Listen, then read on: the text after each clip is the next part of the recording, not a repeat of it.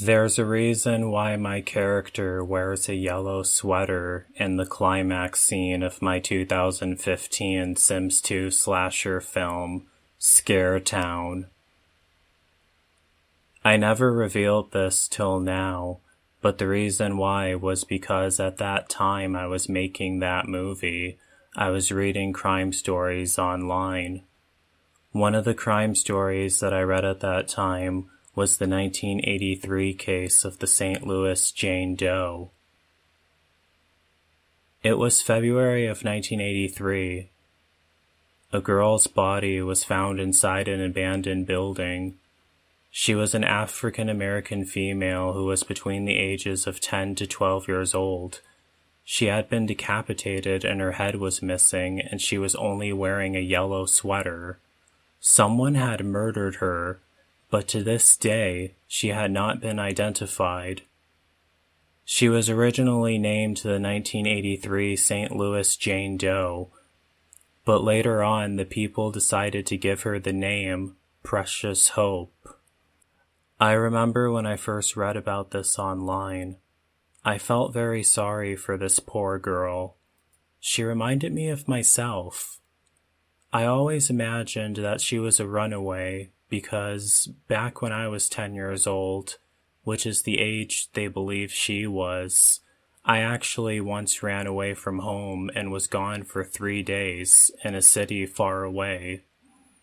I always imagined that she was going through the same thing, and it was really haunting and really sad. Every now and then I think about that time I ran away. And every now and then I also wonder what would have happened if I never made it back home back then. And I always imagine that I would have ended up exactly like the 1983 St. Louis Jane Doe. I wanted to do a video of me leaving flowers by her grave to get her case more attention and show she is never forgotten. That is something that I always have done for so many others. Besides seeing the arch, this was the only reason why I wanted to visit St. Louis, Missouri. As you guys should know by now, I'm not a fan of the city of St. Louis, but especially after this experience. In summer of 2022, I went to the Calvary Cemetery. This crazy guy who apparently owns the cemetery, or who I think owns the cemetery, kicked me out of the cemetery because he didn't like the costume I was wearing. Similar to the stupid people over at Solid Rock Church in Ohio.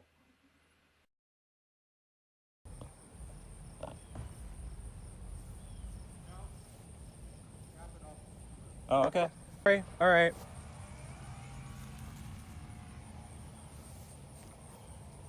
Let's go, buddy. It's not loud. This is Yeah. he's concerned about the people.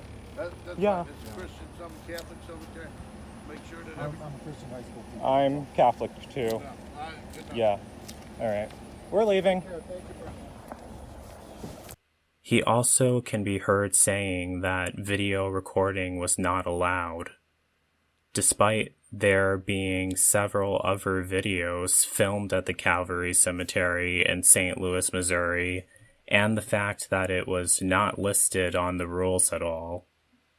I have been to so many cemeteries, and out of all cemeteries I went to, besides this one, that has never happened. Usually when people see me at cemeteries visiting a grave, yeah, I get weird looks, but no one really ever cares about my costume at all. I mean, it's very obvious that I'm not doing anything bad. A person who is up to no good would never wear a costume that attracts that much attention, let alone be filming themselves, or doing it in broad daylight, as I always do whenever I'm at a cemetery.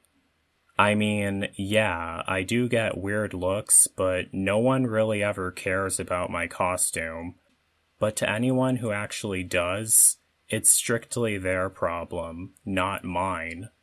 There is nothing disrespectful about the costume I wear in all my grave visiting videos.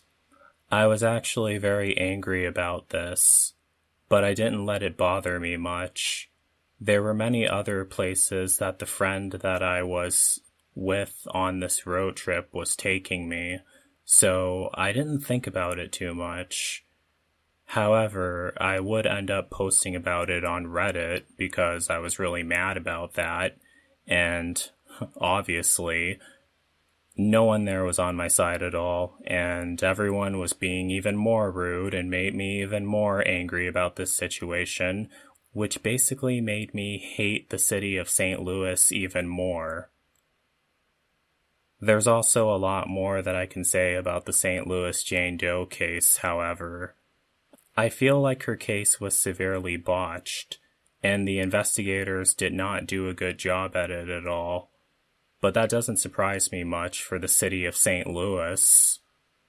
The fact that I wasn't even able to do a video at her grave, as I have done for so many others, made me feel even more sorry for her.